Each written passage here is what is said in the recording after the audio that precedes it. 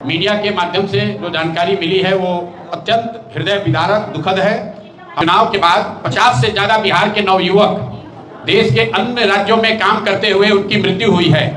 उस पर सरकार ने कोई मीडिया के माध्यम से जो जानकारी मिली है वो अत्यंत हृदय विदारक दुखद है। हम लोग की जितने भी परिवार के जो हताहत लोग हैं, घायल हैं या जिनकी मृत्यु हुई है, उनके लिए जन सुराज परिवार की ओर से हम लोग संवेदना व्यक्त करते हैं।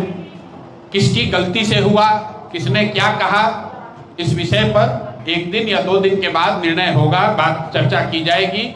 जहां तक सरकार और स्वास्थ्य मंत्री की बात है तो ये कोई पहली ऐसी घटना नहीं है। चुनाव के बाद आपकी जानकारी के लिए बता दें, चुनाव के बाद 50 से ज्यादा बिहार के नवयुवक देश के अन्य राज्यों में काम करते हुए उनकी मृत्यु हुई है। उस पर सरकार ने कोई टीका टिप्पणी नहीं की। नीट की छात्रा के साथ रेप और मर्डर हुआ, उस पर भी सरकार ने टीका टिप्पणी नहीं की। अभी 5-10 दिन पहले बेगूसराय के एक परिवार के साथ मध्य रात्रि में पिता के सामने बच्ची को घर से खींचा गया, उस पर भी आपने सरकार की कोई टीका टिप्पणी नहीं सुनी।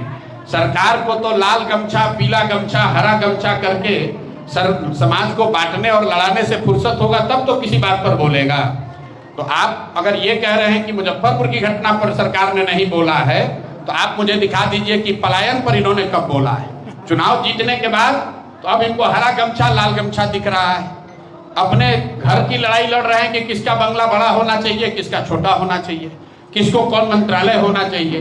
अब अरवा उसना चावल का भी बात नहीं हो रहा है, पेट्रोल डीजल के दाम की बात नहीं हो रही है, सिलेंडर की किल्लत की बात नहीं हो रही है। अभी रोपनी शुरू होगा, गांव में खाद नहीं मिलने वाला है, उस पर चर्चा नहीं होगी क्योंकि आपको वोट आपसे ले लिया गया। अब 5 वर्ष कोई आपकी बात नहीं करने वाला है। 5 वर्ष अब उनके अपने हितों की बात होगी, उनके बच्चों के हितों की बात होगी। बिहार के